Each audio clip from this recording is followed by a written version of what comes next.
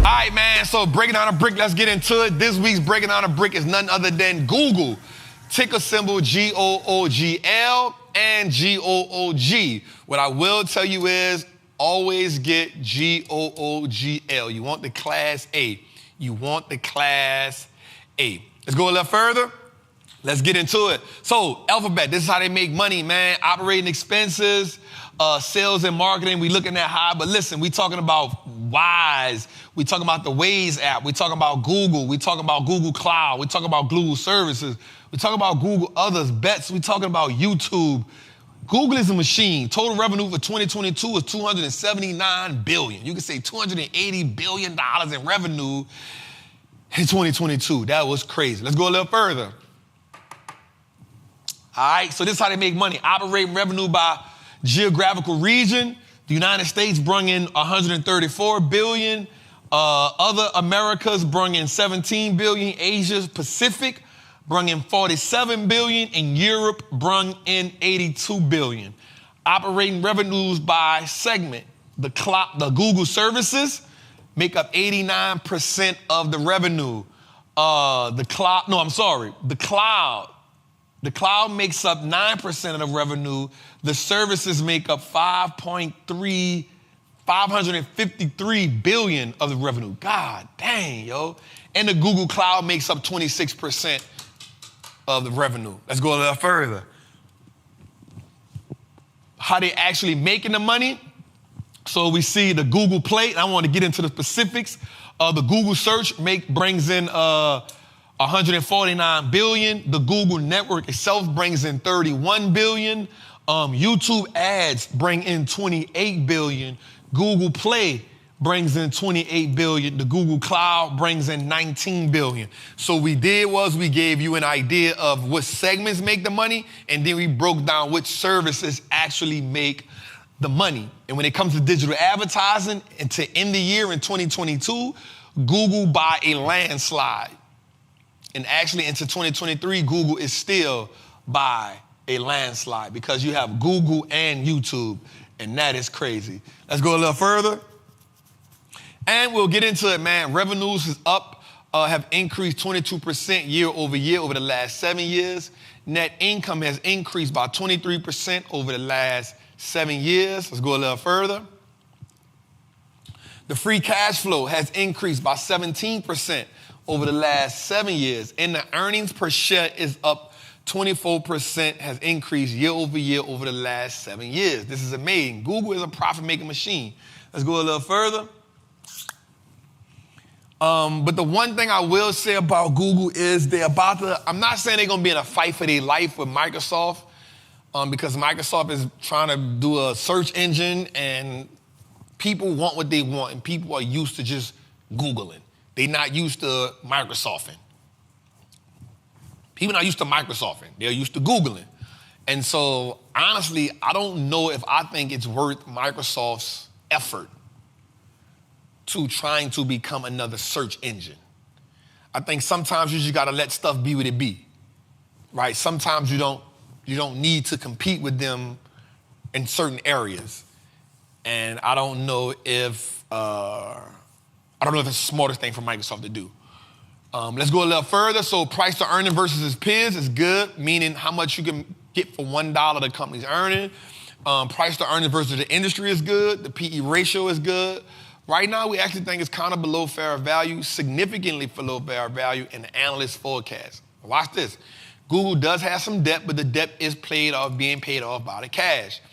They're not reducing the debt drastically enough, and that's because it's a growth company. They still see growth. They're still in technology. It is what it is. The debt is covered well by operating cash flow. For all of my people that don't know anything about debt, if you're a Trap Masters or you're in Trappers Anonymous, you know this.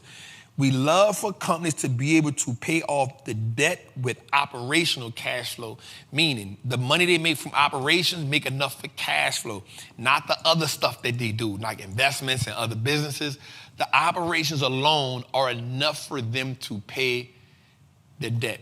And lastly, we have the interest coverage ratio. This tells us how good a company is at paying off its debt.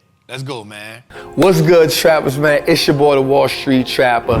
Right now, I want to invite you to an amazing experience full of value. That is my community, Trappers Anonymous. It's 100% the greatest fundamental investing community on the market.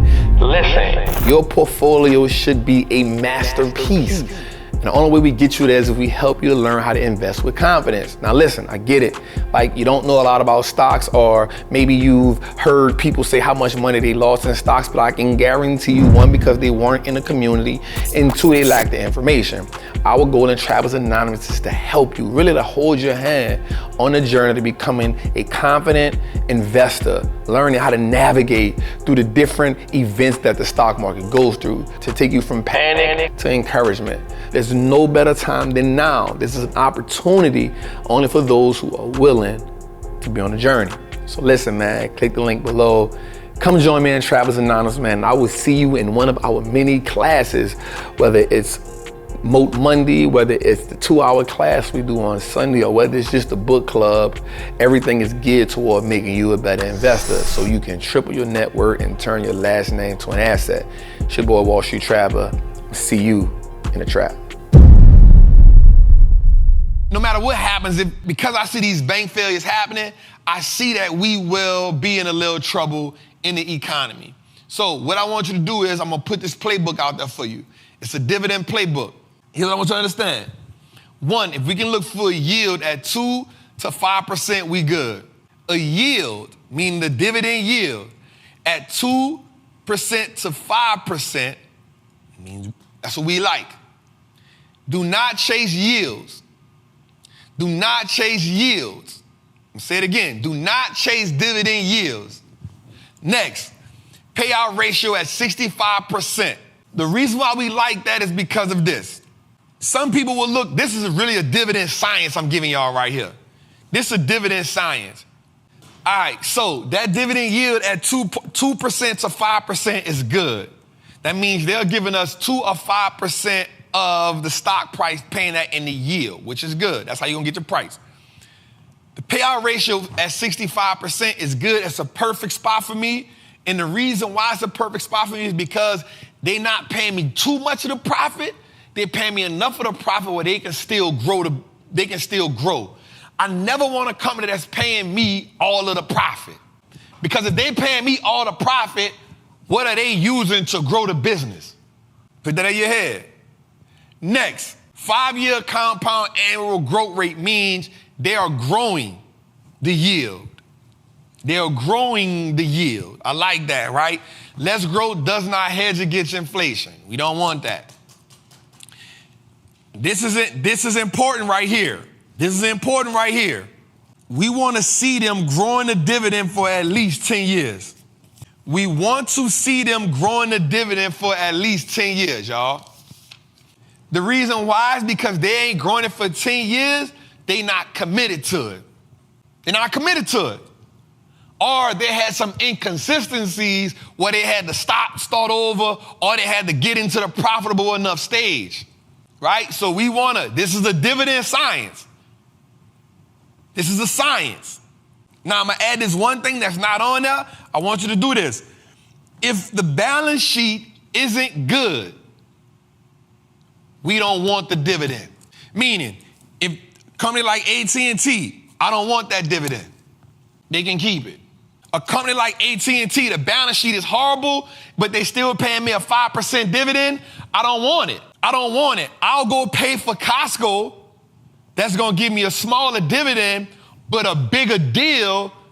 I can get a $6 dividend from Costco, but the balance sheet is beautiful. I can go to Public Storage and get a good dividend with a great balance sheet. So let's put that in mind. A company that's paying a big dividend but has a bad balance sheet is susceptible. I don't want that. I want to stray away from that. I'm okay.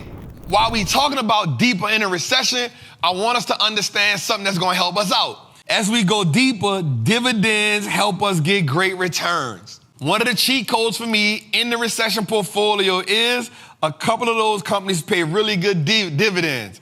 Costco And the reason why I like the dividend companies during a recession is because those dividends help increase the return. So it's kind of like I always use this analogy. If your mom was about to give you a butt whooping and then you put some shorts on underneath the pants, it helps you protect it from making it hurt so bad. So what I wanted to show you was what companies right now are paying better dividend, or have paid the best dividends in 2022 moving forward. Microsoft number 1 with $46 billion. Apple number 2 with $37 billion. JP Morgan Chase with $33 billion.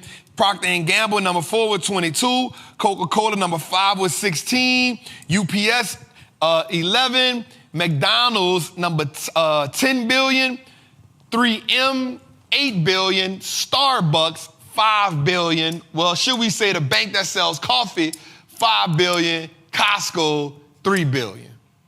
Dividends help increase their return. Dividends help increase the return on your investment. So inside of this, I need you to understand. Before we go buy these dividend companies, I want us to also to ask ourselves this question. Is the product and service still good so that the dividend doesn't have to be cut during a deeper recession? Y'all with me? I need you to be with me.